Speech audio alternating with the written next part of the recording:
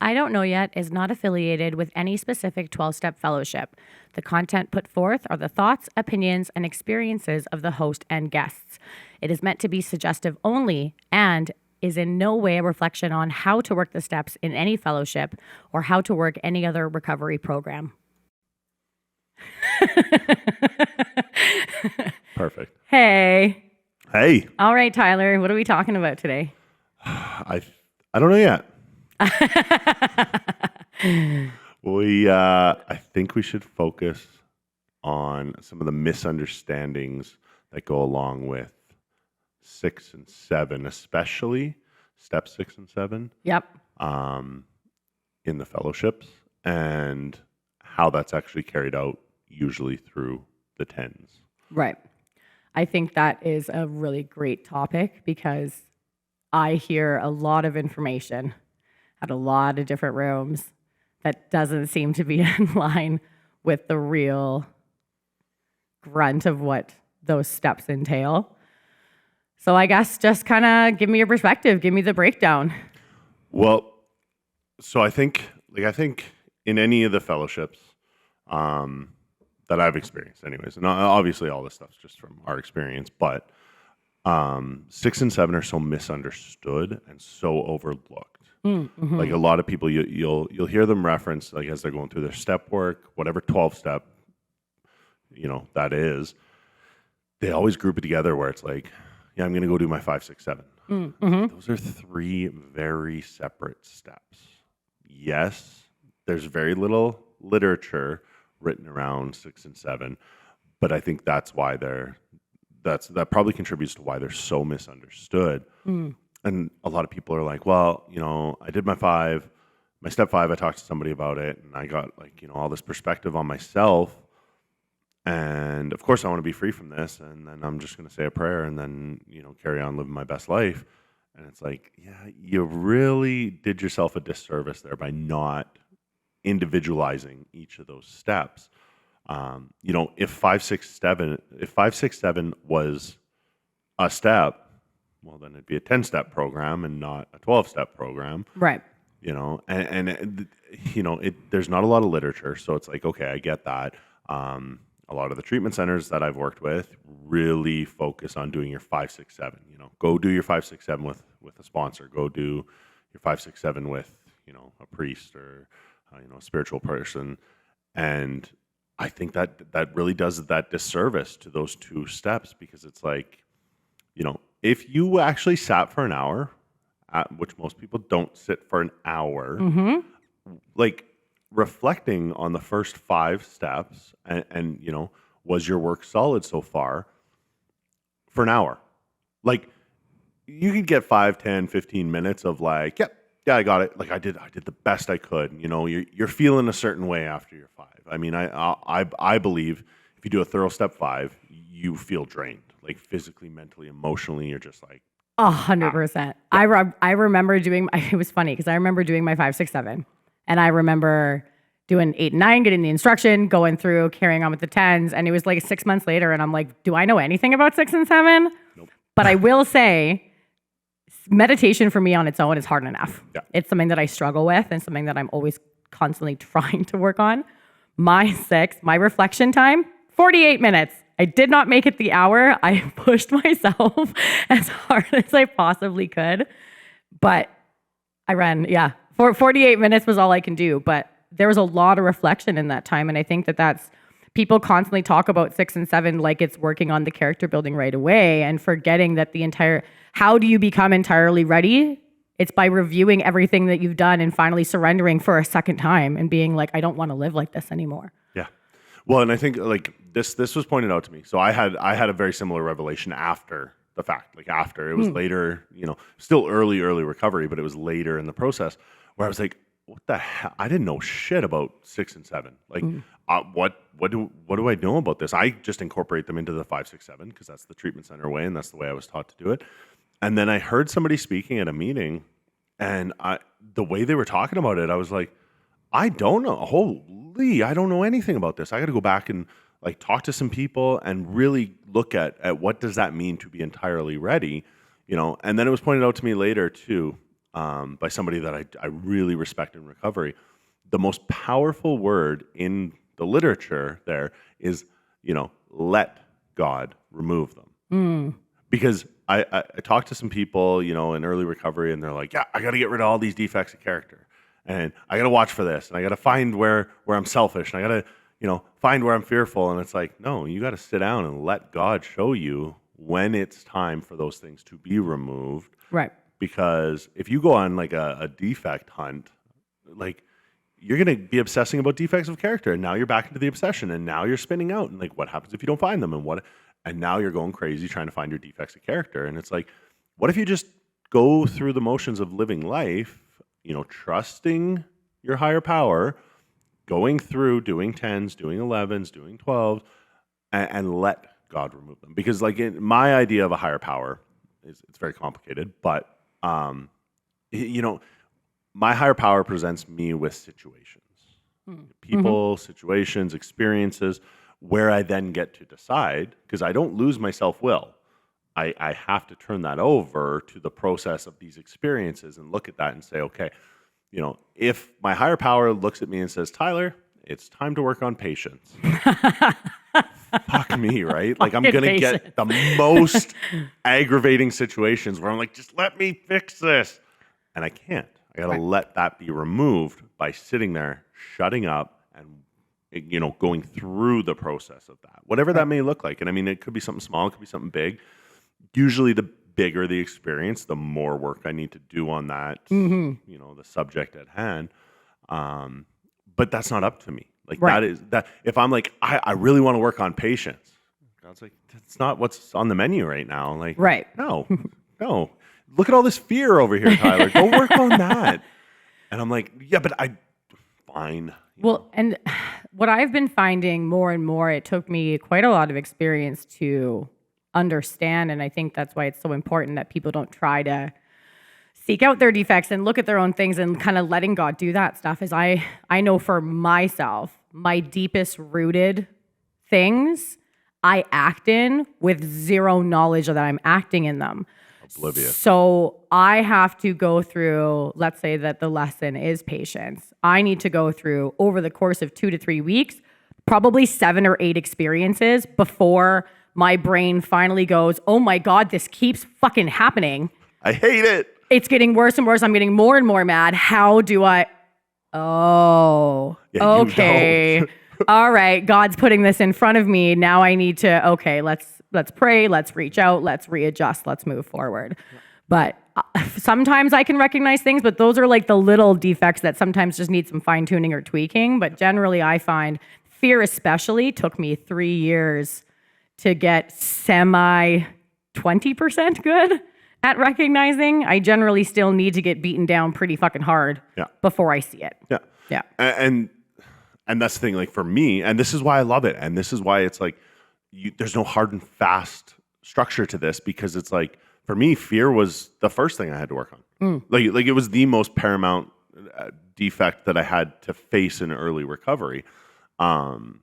And rightfully so, because it was so impactful on who I was, and because I was in such denial pre-recovery to being afraid of anything. Right. And it's funny because I always use this reference when I'm trying to relate the importance of fear to anyone in recovery or anyone I'm taking through the steps, is like I used to do the most obscure things to prove how unafraid I was. I'd have to be the toughest guy. I would fight anybody. I wasn't scared of shit. And it's like, dude, that's an act of fear. Like, I'm afraid that if I look afraid in front of you, that you're going to judge me, and then you're going to get to know the real me, and then I'm not going to like that. And if you only knew the real me, that you would hate me. So I got to put on this act of being a tough guy. And it's like, that's all fear. Holy shit. And like, what a paradox of like trying to prove how unafraid I am because I'm afraid. Right. And it's like, what? And when I started to have those realizations and what behaviors were rooted in fear, like all of my anger, all of it, every little bit of it was rooted in fear. Yeah. If I was afraid I was going to lose something, or I was afraid I wasn't going to get something, anger, right? Right. Violence, whatever, like whatever it had to escalate to, it's all based in fear, right? So I got like this masterclass in fear in very early recovery. And then for me, in the the years to come after that was when I started to do those other things, right? And I'm sure yours was probably, the opposite. You had some big experiences in early recovery where you had to work on those major defects that were more glaring, probably. Oh yeah. Yeah. I mean, it's almost always fear. And like the way I break it down, because especially when I'm dealing with like younger people and stuff, I literally will draw out a diagram and I'll be like, okay, fear is right at the top. So that's what sparks all of this. If the fear is not dealt with, it moves into the selfishness, right? And because if I'm afraid I'm not going to get something or I'm going to lose something, my focus is then about that and only that, which is selfish, right? Because then I'm not taking into account anyone else or any other situation. So then my motives become selfish because I'm like, I have to control this situation. If that fear is left unchecked, I become selfish. I have to control that situation, which will then create some dishonesty, which is the next step, whether it's self-deception or, outright lying to people. Generally, for me, it's a form of manipulation that I'm not as aware of. Right? I'm trying to elicit responses from people. I'm trying to, cater my behavior to get something in order to feel like I have control of that situation. And then, inevitably, if I haven't dealt with the fear or the selfishness or the dishonesty, I'm going to come up short, and then I'm going to be left with a resentment. Right? And those four things control all of the defective behaviors that I've acquired over the years, all the defects of character that I've acquired over the years. It's all based in fear. Like when I root it back and I really take it apart, and usually it has to be done with another person that'll help me unpack all this stuff. I'm like, fuck, it all started with fear. Yep. That's it. Now, if I can see that fear and I can catch it, I don't generally become selfish about anything. I don't generally have the need to be dishonest about anything. And the best fucking part is I don't really build resentments. Which, this gets to the whole misunderstanding of step 6 is, am I entirely ready to have God remove all these defects of character? Okay. What does that look like? Because of course I want to be free from all this shit that I just found out about myself that I don't like. And I understand now that that's the core of my problem. It's the reason I turned to alcohol. It's the reason I turned to drugs. It's the reason that I'm an addict. Okay, I want to be free from that. Great. Good luck. Like, good for you. You don't want to be a shitty person anymore. Do I then understand that there's some work involved? Yeah. And like, I think that's really what is overlooked. It's like, it's this beautiful, fluffy idea that you want to be free from all your defects of character and you just want to be a really good person. And like, okay, great. I always wanted to be a good person. I don't think I ever really wanted to be malicious. Right. Did I want to do the work around it? No. I up until the point where I did like a searching and fearless moral inventory with somebody else really not letting me get away with that shit anymore. Calling me on all that, really taking a look at how it affected my life and what my part in that was. Until that, no, I didn't want to do the work. So for me, step 6 is, are you ready to do the work? Like, are you willing to do the work? Not do you want to do the work? Like, congrats, you just did some work. There's a lot more work to be done. Are you ready to keep going? Yes. And how far are you willing to go? And do you understand what that work's going to look like? Right.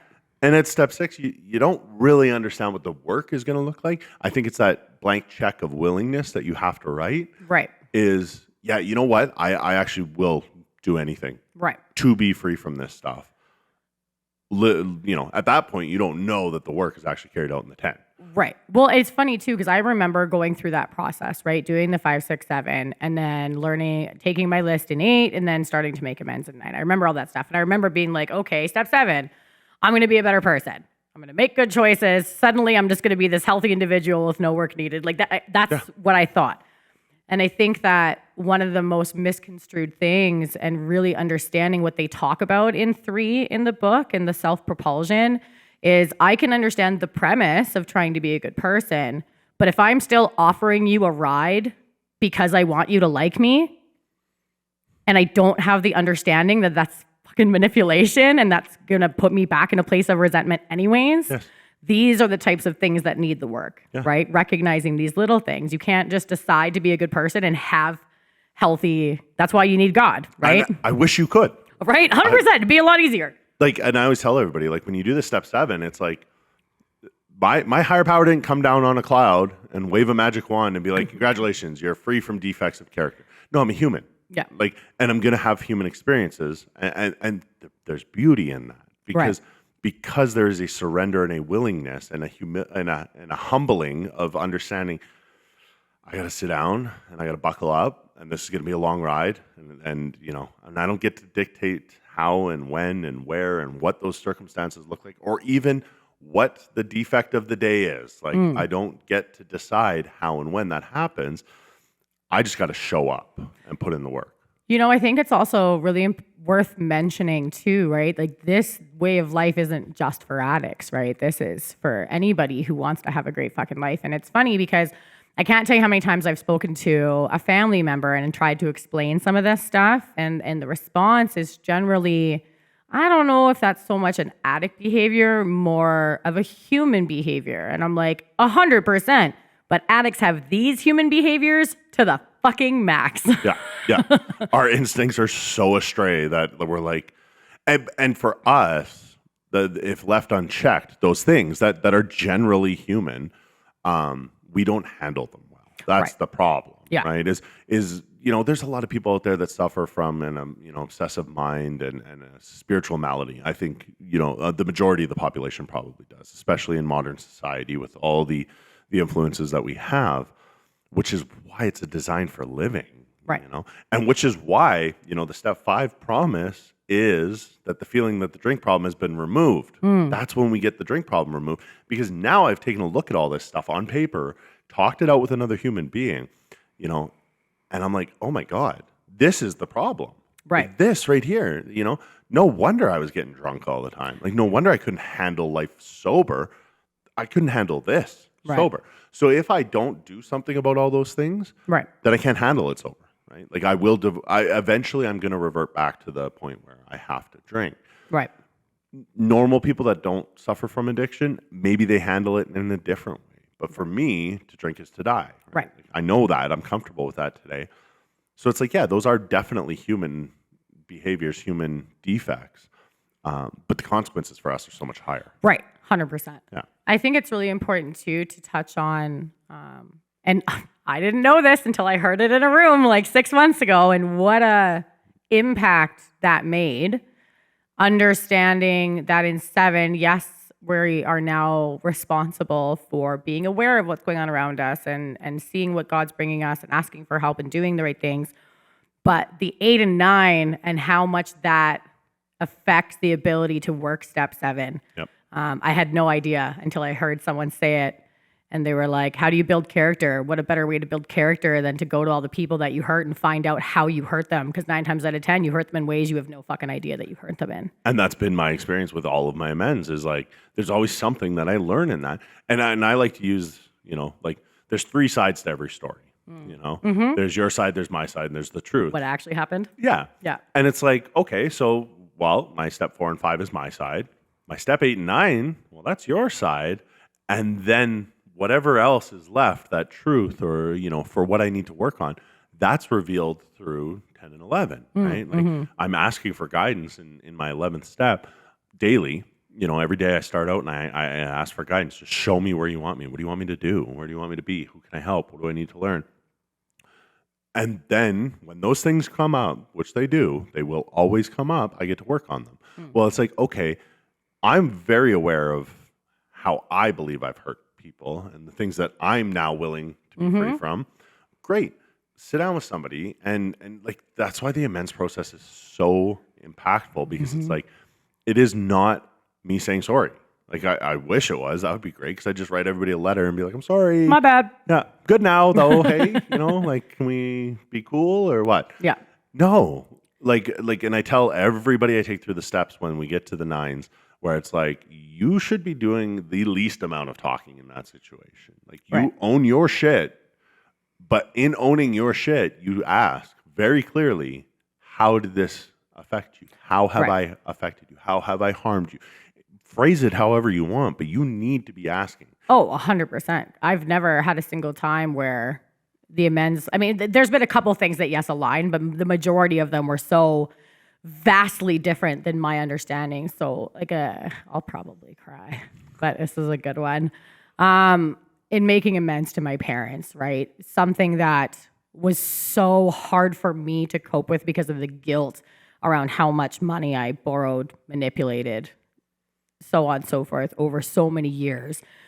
That was something that taking accountability for that was just, it was really tough, right? And like, you know, going into it was very like, I'm aware that I really took advantage of you. And I feel fucking awful about that. And I will do whatever it takes to do a payment plan or whatever. Having your parents look at you and say, we don't fucking care about the money. And I say, okay, then how did I hurt you? And they say, because I had to go to bed every night for 15 years waiting for the phone call that you were fucking dead. Yeah. Right? Yeah. You have no idea the impact that you make on other people because we're so selfish and stuck. Like we only see what we're doing to ourselves. And like, that was a really great example. I had another example with a friend where I ended up having a party. I was house sitting for her. Then I had a party at her house. Very irresponsible. And I was high when I was cleaning up, so I clearly didn't do a very good job. And they came home, they're like, why is our hot tub water green? Why is there cigarette butts in the lawn? Why is there this? Why is there that? And so I always felt really bad about that, right? So when I made amends to her, I said, hey, like, I'm taking accountability for this. And she's like, I honestly don't even remember that. Yeah, it's crazy. And I was like, but like, this has been bothering me for years. Eating you up. She's like, like that was so long ago, I don't remember, but I do remember how hard it was to worry about you all the time. Yeah. And that, like, oh, there's so much power in that. So one of the biggest ones that came up with a lot of my amends for like the people that were closest to me was how fucking unreliable I had become. How they needed me and I wasn't there for them. You know, it wasn't the things I did when I was there, which is what I'm obsessing about. Right. It's the fact that I wasn't present when they needed me. And like, that's why to me today, so much of my recovery and so much of what I do in life is like, when I'm asked to do something, I just show up to the best of my ability. Right. You know, I ask myself those two questions. Like, am I able to do this? Which is, it's subjective, right? It's like, okay, what can I do? What can't I do? Is this, you know, am I capable of doing this or am I pushing myself too hard? So it's got layers to it, but in general sense, am I able to do this? And is it good for my recovery? Right. If the answer is yes, then the answer is yes. I'll do it. I'll just show up because then again, too, it's not me controlling the show. Maybe there's a reason I have to be there, but it's also that fact of I don't want to leave people feeling like I'm unreliable anymore. That was so common in my amends process. Was like they were like, dude, like we just wanted to be able to count on you. You know, like we needed you and you weren't there. Yeah. Fuck, you know, like that hurt. Good. It should hurt. I need that guilt so that I can recognize it. And then again, now that I'm aware of this, so that's their side of the story that I would not have uncovered in my own 5. I didn't know, right? I don't know what I don't know. I asked God to show me what I don't know. So then I get shown in my 9 and I'm like, holy shit, okay, this needs to be important to me. This needs to be something I take seriously because I try to be very aware today of how my actions, my behaviors affect other people. Right. Obviously, like that's part of this if you're actually working a program of recovery. But I'm very aware of that. How do I affect other people in ways of, can they rely on me? Right. Can I be the person that they're like, yo, if I ask this guy to do something, he's going to show up. I don't have to worry about it. He'll just be that guy that's like, don't worry, he'll be there. Is that the person that I am today? And I try my best to be that person. Yeah. Because that's how I affected these people. So many people. Right. You know? And my mom, it was very much the same, right? Like I remember at the end of the amends with her, so she had always told me, like my Facebook Messenger, my online status, that's how she knew if I was relapsing or not. So when I hadn't been active for over a day, it was only ever when I was relapsing because I would shut out the world, right? I would turn everything off. Yep. Complete isolation. That's where it progressed to for me was the isolation. So if I hadn't been active for over a day, she knew right away. She's like, you're relapsed. Like, and then she would make the calls, and of course, then nobody could get a hold of me, and they're like, "Fuck, you did it again." And so at the end of my amends. And I knew this, like she had told me years ago, while I was still in active addiction, she's like, I always know if you're fucking around because you have been active. And I knew this and it weighed heavy on me. And I was like, fuck, that's gotta suck. And so during the amends, she's like, yeah, you know how many nights I lost sleep because I would check every night before I went to bed to see if you had been active that day. Like if I hadn't done it throughout the day. To see if you were okay. Yeah. Before I went to bed, I had to make sure that you were okay. And then those nights where you hadn't been active, didn't get to sleep. So at the end of my amends with her, she looked at me and she's like, I don't check your Facebook anymore. And I was like, oh my God, like that's where we're at. And this is why I had to wait. I didn't do her amends right away because I needed to show her, not tell her. She was so fucking sick of hearing what I was going to do about this, what I had planned to do about this, you know? She needed to see that I had done these things. I had to earn that trust with her. And then for her to give me that, and that is a gift. Like that is a huge gift that I got from my amends process. And that, like I selfishly am like, yes, thank you. Yeah. Was the freedom in that to know that like she wasn't doing that anymore. And I was like, wow, no wonder we have to do this. Like there's so much to this. But again, change the fucking behaviors before you go out there and start trying to fix these things. 100%. You know what's interesting too? I don't know why this just popped in my head, so I'll mention it. I think it's important too that there is an understanding that most of us don't just fuck around for a year or two. It's for a pretty long time, right? Mine was like 18 years. Yep. And you have to be able to have humility and understand that you spent that many years breaking relationships. It takes a lot of time to rebuild them. And so a sponsee of mine and myself, we were going through the Family Afterward chapter, and we were just kind of chit-chatting. I've always wanted to go to one of those meetings for those people, for support and stuff. I've always wanted to check it out and be able to send loved ones there if needed. And so we went there, and I was so excited. Like we sat down, we're like, thanks for having us. Hi, we're addicts. We're here to learn. We want to hear everything. It's going to be great. And then I listened to all these people talk, right? And I cried my face off, and it was very hard to hear. And so worthwhile. I really recommend you want to get a little more humble, go check out one of those places. Yeah. Right? But I came back to talk to my folks, and I realized in that moment, it was great to be able to talk about it again. But the point that I'm getting at is I didn't realize that I still had to be so careful with my wording because 18 years of addiction, I walked in the room, started crying and said, hey, I really need to talk to you guys about something. And my mom's face dropped so fucking fast. And I could see on her face, she was waiting for me to say that I relapsed. Yeah.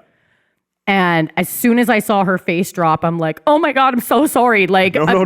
Like that's, I went to one of these meetings and I love you. And I'm so sorry that you've had to go through all this stuff. Like, I know we've already been through it, but this one hit me really hard. I just want to say I love you and I thank you for everything that you've done. But I think it's no fault of theirs, like at all. It's a good reminder of how important it is that I'm constantly watering the relationships that I have today, and that just because I'm in a good place doesn't give me the right to just leave those relationships on autopilot because I spent years breaking them. It's my responsibility to continue to water them. Yep. And how fast just the wrong wording could spin out someone that loves me. That was a very interesting experience. Yeah, and that's like an immediate trauma response from them. Yeah. Like how many times have you fucking hurt them that's immediately where their head, that's their default. They're right. Like, oh, great. Here we go again. Right. And I mean, knowing where you're at now in your recovery, that would have been the worse than any other one that you've ever done on, any other time you've ever told them that you relapsed or they fucked up or anything, because you've now set the expectations so high, which is why you got to change the behavior, because the amount of damage you can do if you don't change the behaviors and continuously water those relationships and work on it is like that. You're going to do so much harm by doing that, right? Because you're like, hey, I'm really sorry for doing all this. And then shortly thereafter, you're like, oh, I did it again. How many times have we done that in addiction? Right. How many times have we promised it'll never happen again? I promise you, I won't ever do this again. And it's just a selfish act to free ourselves from the consequences of the repercussions. Right.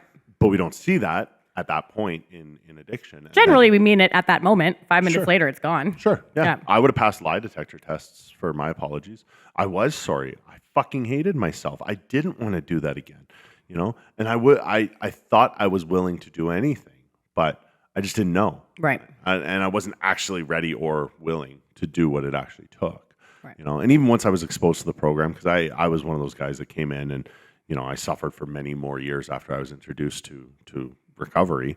I just wasn't ready. I wasn't willing. I wasn't there yet. Right. And I had to get to the point where I was. And that willingness is like it's so much more than wanting. So in addiction, when I said I'll never do this again, I didn't want to, but I wasn't willing to do the work Right. that it took.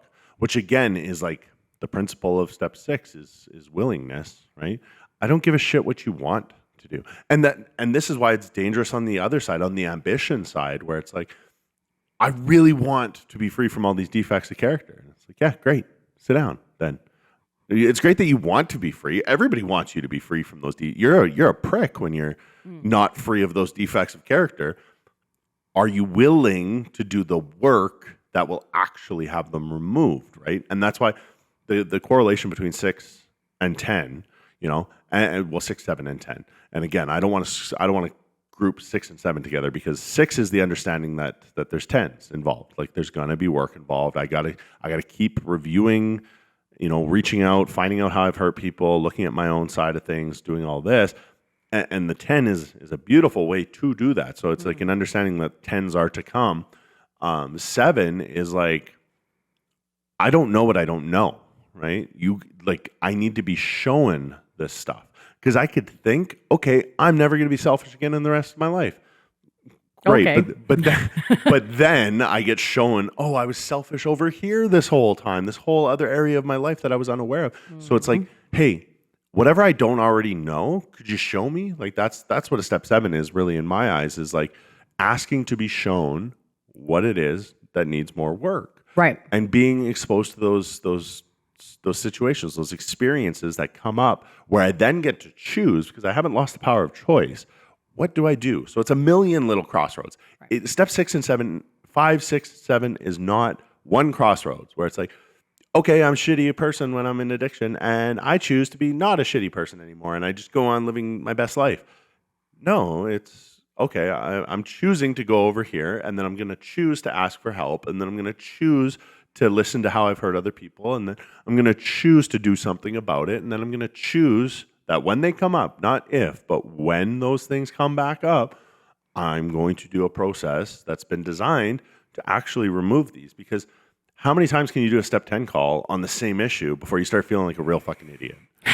Yeah. And then you're like, well, I guess I should probably do something. And that's what the design is. Right. Well, I think it's really great that you're connecting them in this way, because I remember when I went through the process and I had zero understanding of 6 and 7, because I had zero understanding of what that really looked like, and because I did a couple amends and then just kind of pushed them to the side for like 18 months, right? Then I started hitting a point where I was just living my life and I wasn't doing 10s at all because I didn't know what to look out for. Because I wasn't like, yes, I said the step 7 prayer, but I had willingness, but I had no idea. I had absolutely no idea. And it wasn't until I went through a lot of not doing the work to feel the pain and the result of that before I would all of a sudden be full again. And then I'm like, I guess I have to do another 4 or 5. And then that, in doing my next one, was kind of maybe if I caught this 3 months ago. Did something about it back then. Right. But it took me 2.5 years to get good at 10s. And I don't think that's uncommon. Because also some of my most glaring defects is that I need to prove to people that I can do it. I need to prove I'm worthy. I need people to like me. I need people to never be disappointed in me. So for me, I felt a duty inside when something would happen. I would be like, I've been given the tools. I should know how to handle this. Let me prove to the world that I can do this. Which always made it far worse. Way worse. And when I finally got it and finally understood the instructions in 10, ask for God's help, reach out to someone and follow the instructions. in doing that, after 3 or 4 times, it was about a year ago, I remember saying out loud after I got off a 10 call with someone, I'm just like, oh my God, that was so much easier. So much easier. So like that's the easier, softer way. And now I literally get excited. And even though I called you on Friday and I was super fucking pissed off. But you knew what the outcome was going to be. 100%. As soon as it happened, like literally it happened. I got in my car and I'm like, time for a 10. I need to work on this because I'm so blocked by emotion. I'm not going to handle this well. Yeah.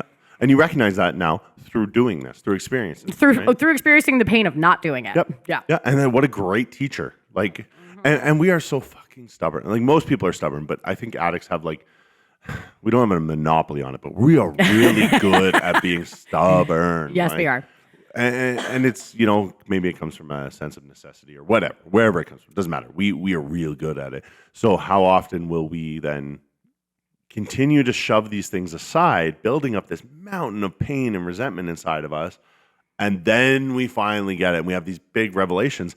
And then you go back to the literature, to the instructions, to, whatever sponsorship taught you. And you're like, oh, it was there the whole time. It was so simple. It was right there. And like, it's not even vague or generalized. It's like, there's 4 simple things you need to do in order to be free from these things.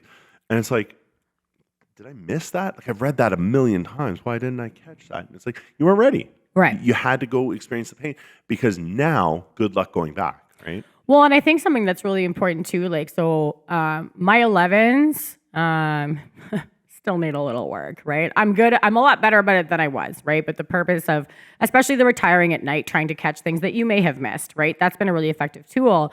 But I really like how you mentioned that, like, the only reason that I stayed sober, I really believe, through my 2nd and 3rd year was sponsorship. Yep. Single-handedly. Because I had a lack of 6, 7, 8, 9, and 10 and 11, right? And so the beautiful thing about constantly working with other people is that I was going through the material all of the time. Every time I go through it, something pops out at me differently that I missed the last time, or maybe I read it differently. But being able to constantly read the instructions, it really, really benefits to my strength of how I work each step. It's just so important. Yeah. It's just so important. Well, and it's funny too, because it's like, you feel foolish when the light bulb comes on and you're like, oh my God, and I've been reading this over and over again. I've been trying to explain this to people, that trust me to take them through the steps. And you're like, oh, and that there's a lot of power in that, because it's like, now that you realize that, good luck going back. Right. Good luck. You can't unlearn that, and you can't unlearn that massive revelation. Where your 10s might have been good if you'd done it properly from the beginning, but they're great now. Yeah. Because you're like, okay, messed that up. Like, fool me once, shame on you. Right. But now you see it so much differently. You can't go back. And it's like there's a lot of power in that. And you see the simplicity in it.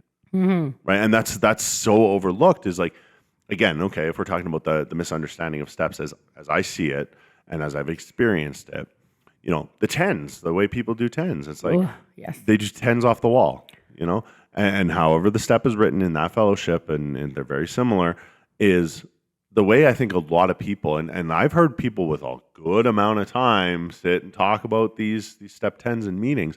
And it's like, I this blew up and this person got really mad at me, so I had to do a step 10 on it. And it's like, that's so far down the line of where you could have caught this, right? Like the idea, and as it's written very plainly in the literature, is, I continue to watch for selfishness, dishonesty, resentment, and fear. Not just resentment and saying sorry when you fuck up. Yeah, because you got caught. That's the thing. It's like, oh, okay, I was shitty, and then you got me, so I'll apologize now. Yeah. And it, it tells us a remorseful mumbling of, I'm sorry, won't foot the bill in any sort of amends. Right. So, okay, now I'm starting to put this together. And it's like, okay, so I continue to watch for those 4 things. Right.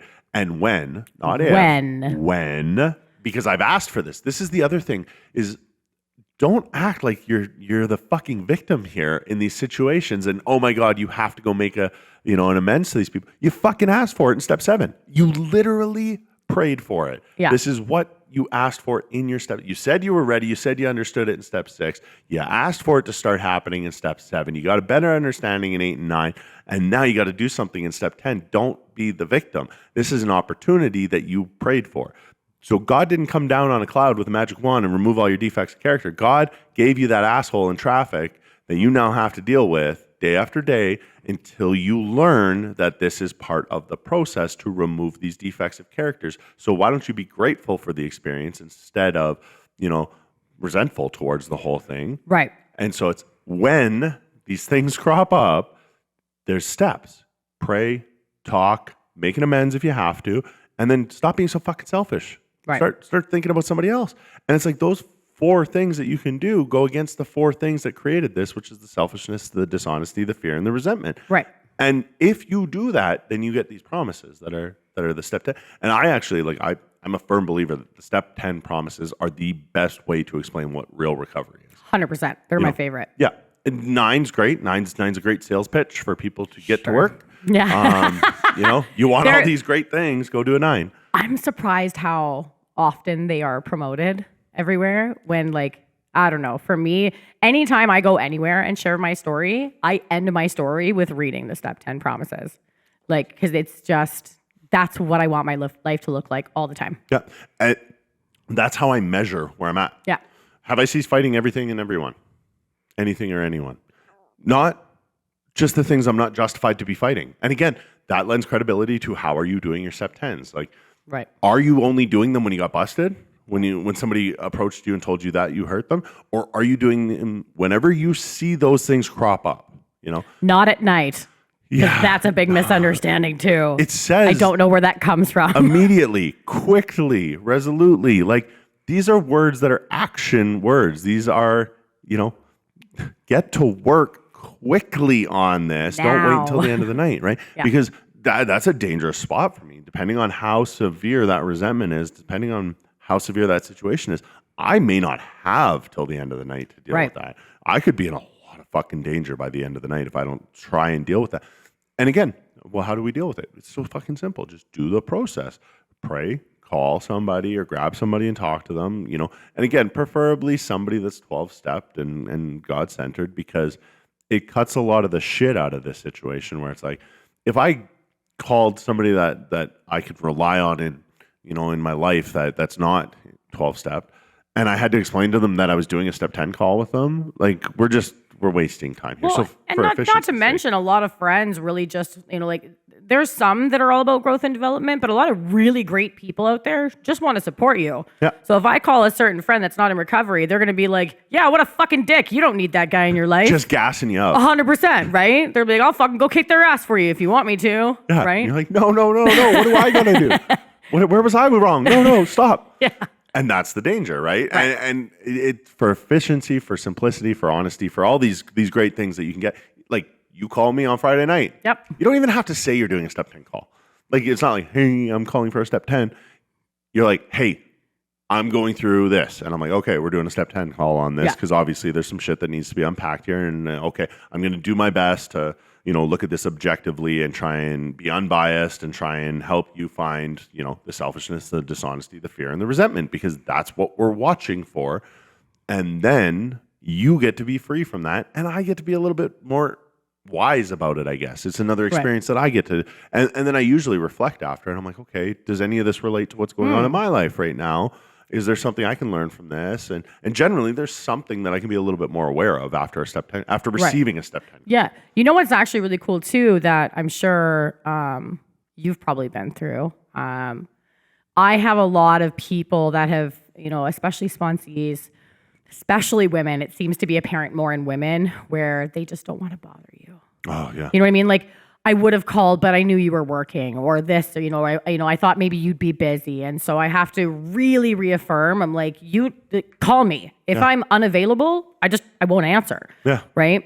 And so when I hammer that into these people I really have noticed, especially in the last 6 months, every time I answer the phone and someone says, hey, and I'm like, oh, we're doing a step 10 call, if I'm being really honest, 8 or 9 out of 10 times, I was going through something at that fucking moment. Yep. And I really needed to get out of self. Yeah. And God brought me that person to get me out of self and to deal with that. Yeah. And what a beautiful, so for anybody that is like afraid to make step 10 calls, like I need you just as much as you need me, if not more. 100%, yes. Yeah.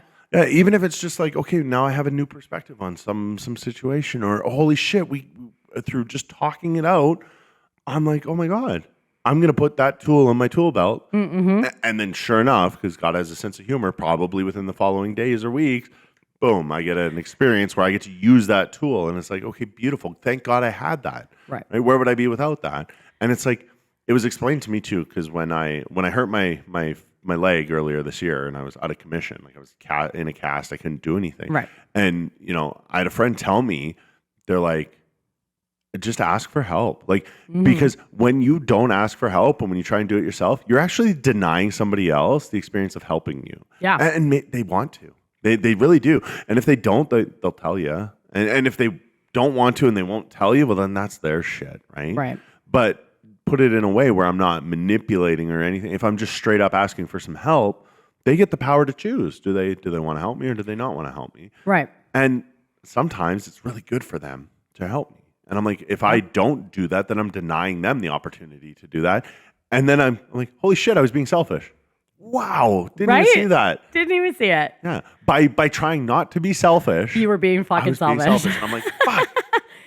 Way to flip that on me. You know what's funny? Just like talking about God and a sense of humor. So there's one person in my life. It's literally happened the last 3 times in a row. And so now I know it's a thing. Every time I go through a down dip where I'm going through multiple things at once and I try really hard not to jump into that victim or self-pity, but sometimes it happens, right? Yeah. It happened this week and it happened like 3 months ago and it happened like 9 months ago. And now I'm just keeping an eye out for it because I find it hilarious. Thanks God. I just think it's hilarious. Every time I get in a position where I feel like shit, this person reaches out to me and asks me for a 10 and goes through her shit. And because I'm open and loving and like, I'm like, the first time I said it, I was like, I hope that you take this with the love in which I intend it. And she's like, okay. And I'm like, thank you for calling me to let me know that what I'm going through is not that bad.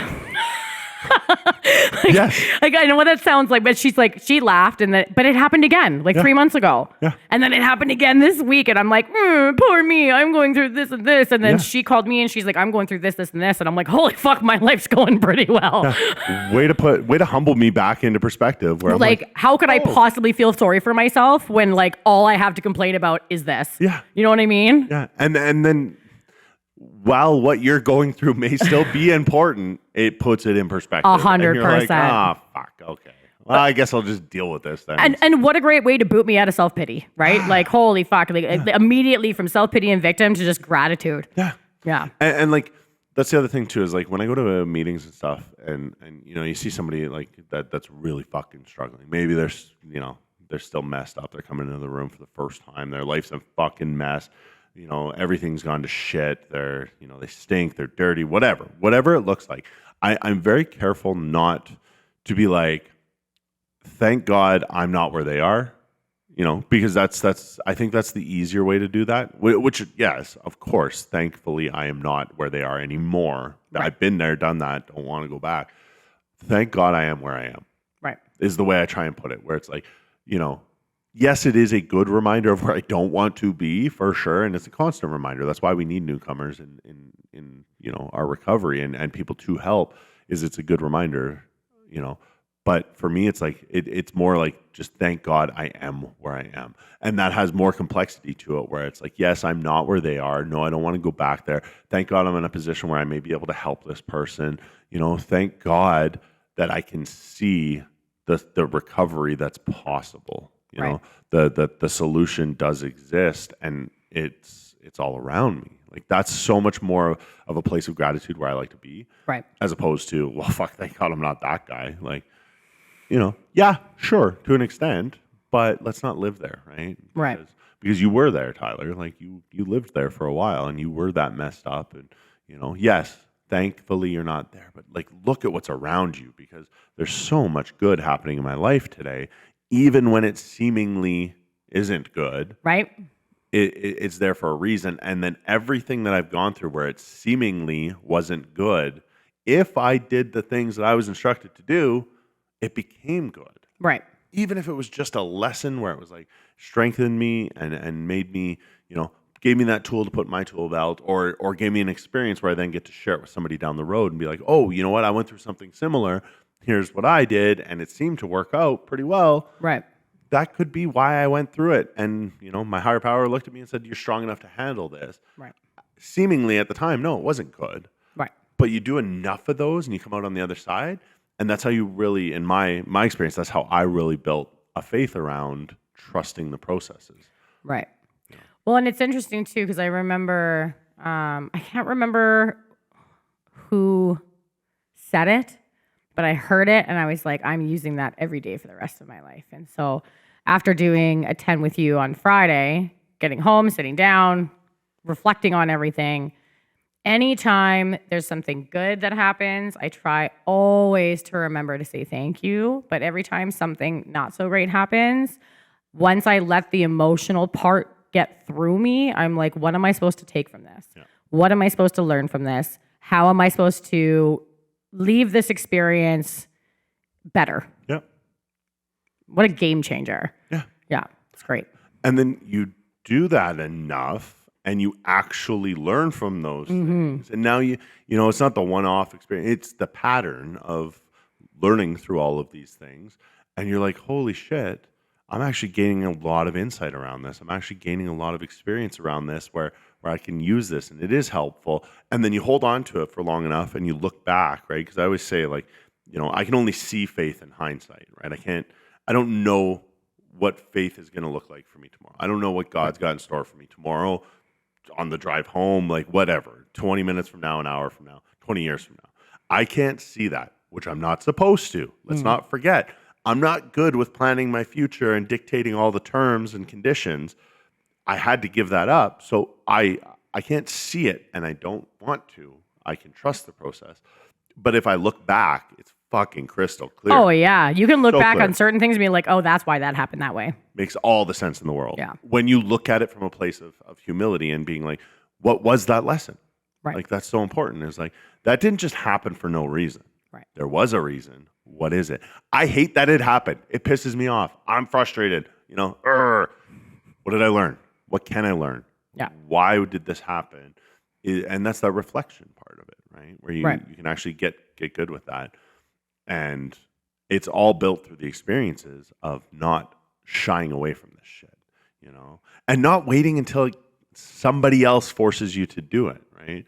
Like, and again, going back to the 10s where it's like, it's very misunderstood, in my experience from a lot of people, where you wait until consequences come up to deal with a step 10, right? And it's like, you don't have to wait until, when you see them crop up, you can deal with them, and then for me, my experience was doing a whole shit ton of step 10s in early recovery around fear, like where I had acted out in fear. And this is the thing, in early recovery, a lot of my step 10s are going to involve an amends because that's the earliest point I can see it crop up. Right. I don't know that I'm oblivious to it, right? Right. I don't have the awareness around it yet because I haven't practiced it. Right. So I start practicing these step 10s and I go and make some amends in real time, like not my step 8 amends. Like, I'm talking, fuck, I dealt with that horribly. I got to go fix this. Okay. I do enough of those. And then I'm like, whoa, hold on, Tyler. I can see fear coming from across the parking lot now in these situations that I've dealt with. And then I'm more proactive around the step 10s, right? I don't have to wait until there's an amends involved. Right. Generally. Obviously, there's one-offs to everything, and I'm not perfect. But the more I do them, the less I impact other people with them, and the more I can catch it before it gets out of hand. And like, that's part of the process, is like, just get better at this and see them coming sooner. Like, when they crop up doesn't always have to be when shit hits the fan. Right. I could be like, oh, I'm not comfortable with this situation and I can't really see why. Great. Pray, hey, thanks for teaching me something here. Call somebody and unpack that shit. And then I get to start to see it in a more proactive way, as opposed to where I think like a lot of people that do the step off the wall and a lot of the shit you hear in meetings that doesn't really align with the literature is like it's all reactionary. Oh yeah. Yeah. Yeah. And that though, those are the people that often are not happy. They're pretty miserable. If they share at meetings, it's usually a dumping ground share where they get up and they're just like, oh, my boss was an asshole today, and my kids never listen, and I'm going through all this shit, and it's like, poor me, this victim stuff, and it's like, I'm not a victim today. There's a reason all this stuff's happening, Right. and even if it's just a lesson for me to then use to be better tomorrow, right, that's a good reason. And I'm strong enough to handle that today because I've done it enough, and I can look back and be like, oh, remember when you went through this 2 years ago? That was to prepare you for this today. Holy shit. Didn't know that was going to happen. I have faith, and I know that, God's got a plan. And it's way better than any plan I could come up with because I don't have all the variables. right. That's why in step 7, I need to pray and say, hey, show me what I don't know. Because there's a lot I don't know. And if I just look at life through Tyler's lens of what I can see, I'm missing so much, right? Yeah. If I take the lens off and I'm just like, hey, I don't know shit. Show me. I get shown so many beautiful things. Right. It's a crazy process, and it's so misunderstood in that application, I think, and in knowing that like 6 is I want to be perfect. I don't like all this shit. I just looked at all of these bad parts of me that I can identify. I don't want this. I want to be perfect. And step 7 is I'm never going to be perfect. Never. It's not achievable. But I will not stop trying. So what do we got to work on to move closer to perfection?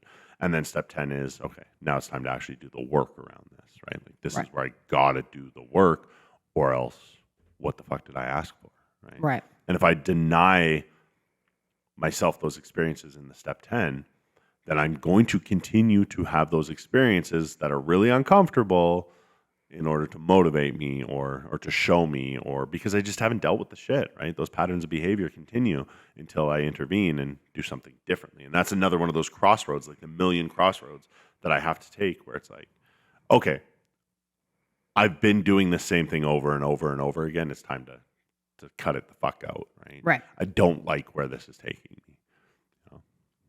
Right. Awesome. Yeah.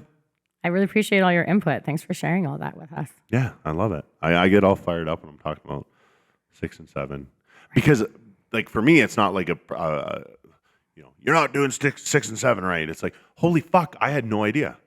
And I was doing myself a disservice. I would have been doing myself a disservice had I not recognized that and been like, oh, I got some work to do on this. Like, what are you talking about when you talk about 6 and 7? Because that's not what I thought 6 and 7 were. You know what's funny is I spent my first year constantly not listening to a word anyone else said in a meeting because I heard the topic and I was just thinking about what I wanted to share. So I wasn't actually listening or learning. Yep. So going to 8 meetings a week didn't really fucking matter. I was getting like 1 meeting's worth. But the moment that I really understood it was I got put on the spot, and I can't even remember. It was so long ago. And they said, Kate, the topic we're talking about is step 6. And I was the first person to be picked. And the fear inside me being like, I have no idea what to share on this. Yeah. Holy shit, I don't know this step at all. I got some work to do. Yeah. And like, that's so cool because that's it.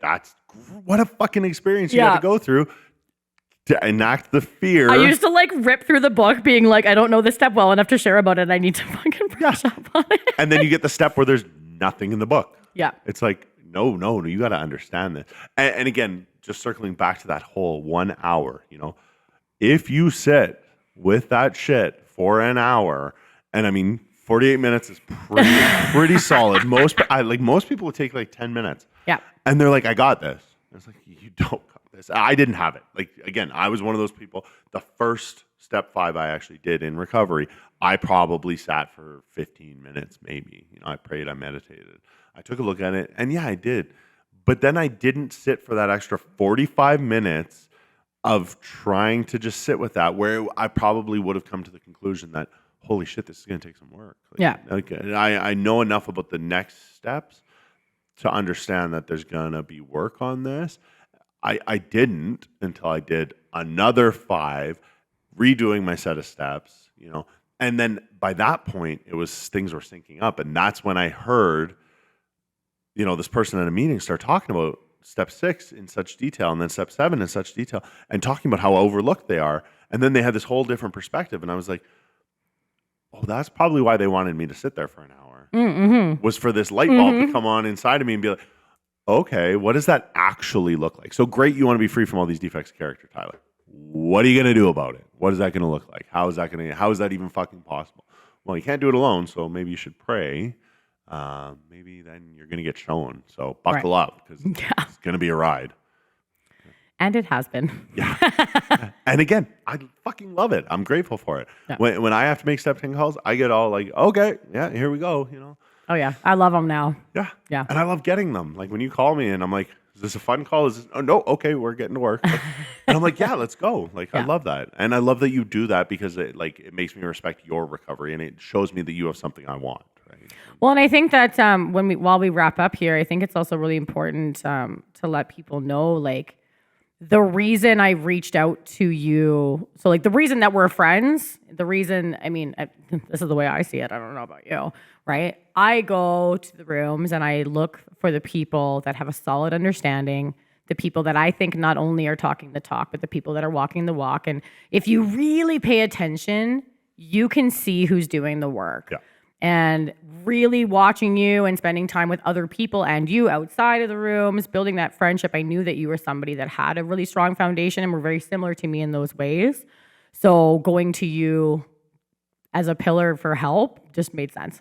Well, thank you. Yeah. And that's why I will also always take the 10 calls from you, and I'll call you if I need you as well, is because I'm like, you're not fucking around here. Like, you're doing this. You're doing the work. Like, you understood in your 6, it's going to take some 10s. Yeah. And then you're like, you're afraid, but that's great, because then you get courage, right? And you do it, and you show up, and you're like, fuck yeah, let's dig into this. And then, I know that if we're going to sit there and unpack this shit, you're not like, okay, cool, and then you go do whatever the fuck you want. You're like, oh, that sucks. I got to work on that. Yep. And I'm like, thank you.